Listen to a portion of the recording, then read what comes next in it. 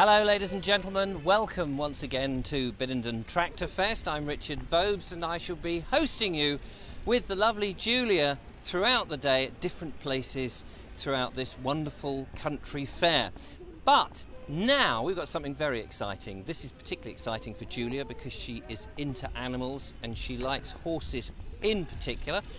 We're going to look at some Shire horses with a gentleman who has been running these horses for a long time, but he is one of the last people working with Shire horses in the country. So let's go and find out all about that. We'll go and speak to Tony and lovely Julia.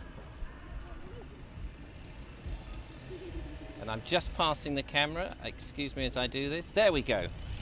Hello, Tony. Hello. Hello. How are you? I'm not so bad, thank you. This is the second day at the Tractorfest. It is. You've got behind us, we can just see your fantastic horses.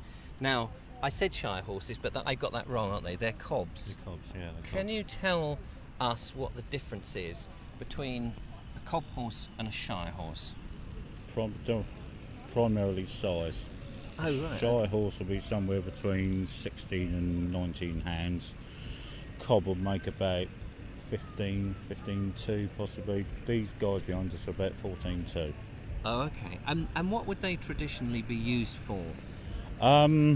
They call them Irish cobs. Travelling fraternity, the gypsies, and I don't use that in a derogatory term, Right. would have used them for pulling their caravans and various bits and pieces. I would imagine that years ago they were used a lot for farm work and general haulage and that type of thing. Not every farmer had Shire horses or Clydesdales or Percherons or Suffolk Punches, and there was a lot of jobs on the farm a lighter horse could do, like a bit of harrowing, a bit of light cart work, possibly pulling a set of chain arrows or something. You know, some of the big heavy horse probably could be used more efficiently somewhere else. And nowadays, tractors, and we've got a tractor just passing us, pulling a trailer of people here, and there's lots of tractors as you would expect at the Tractorfest. They've come in, in the 1940s during the Second World War, and the 50s they came into their own and started to replace the horse. But is there still room on farms for horses? On some farms, yes. Yeah. There are some jobs that a horse is quite well suited for. There's a lot of jobs in forestry where you can't get a big machine where you can extract timber with haulage. We do a little bit of timber haulage, not a lot. I'd like to do a bit more in the future. But you know, some of these estates, they don't like their ground torn up with these big heavy machines, so you can go in and extract timber with horses, yes. Now, you're a great fan of horses, aren't you, Julia? I am. And you've already had a look at them. What do you make of these? They're gorgeous. They're really good cuddlers.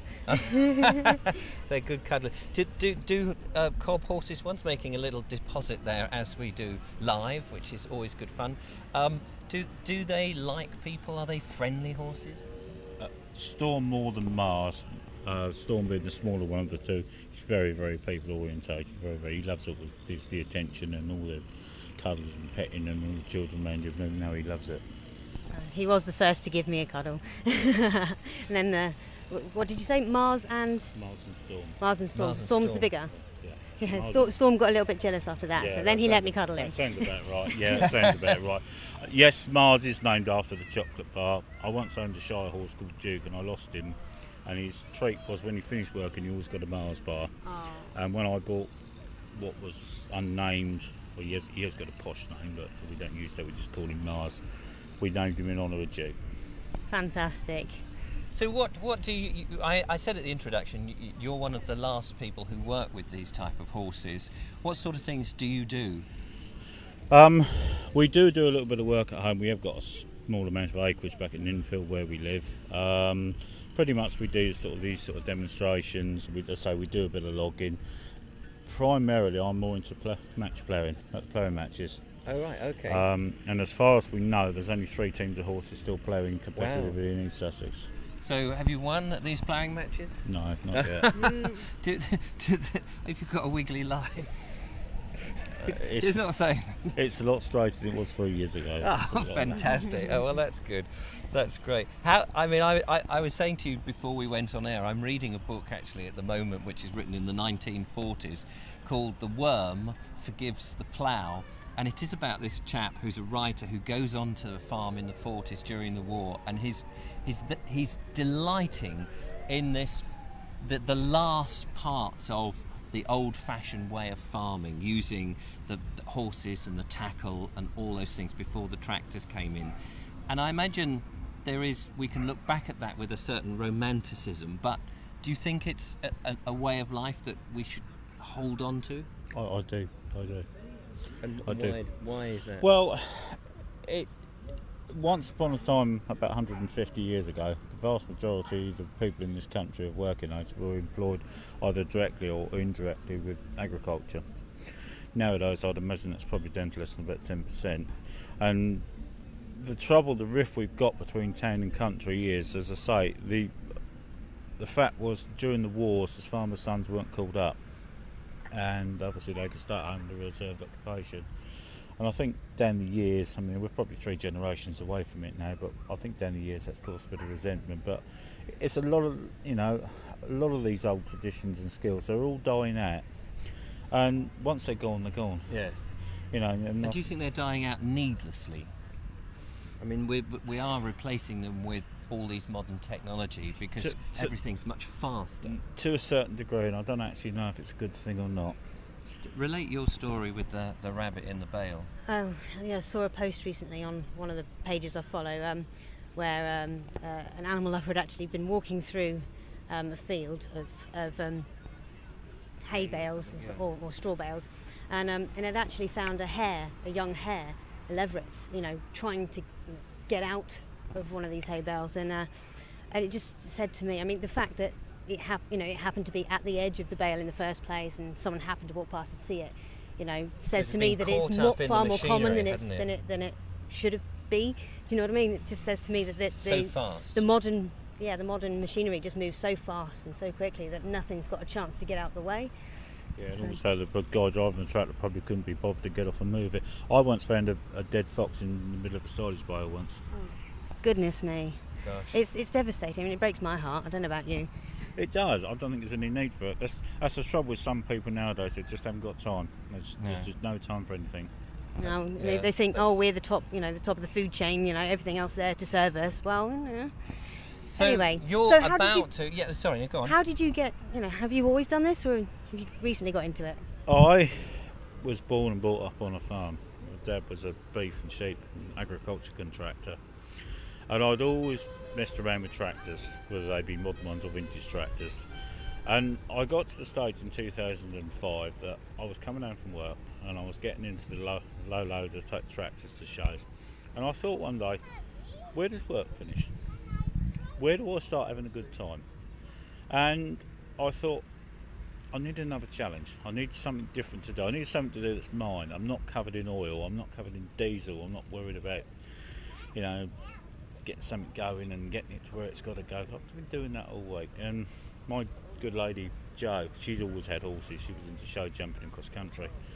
And my uncle was a shy horse owner. He was into horse ploughing and everything. And I thought, well, it's not something that really actually suggested itself. And by way of the guy I was working with, we were doing a job for riding stables on Ashdown Forest. And I found in the field a Clydesdale cross Shire gelding, who was been retired by the riding school. He got a slight problem with his foot. He was destined to be put down. Anyway, Muggins here opens his mouth. And he came home a week later.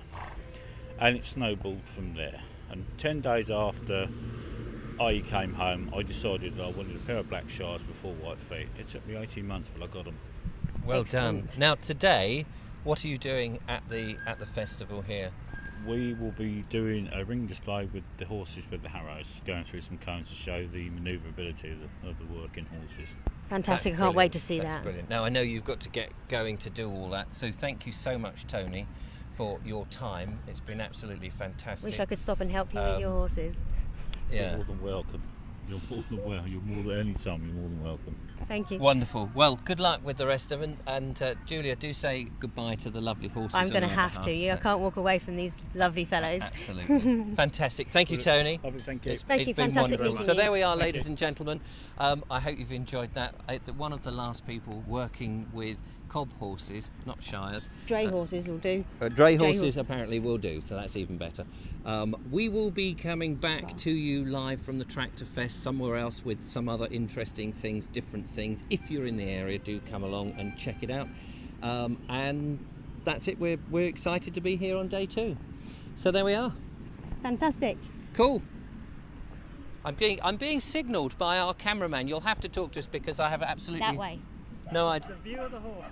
Oh, he wants a view of the horses. You There want we to go. see the horses? Yeah. Oh, right. There's the lovely horses, ladies and gentlemen. These are the cob horses. And that's the lovely Julia giving them a big cuddle.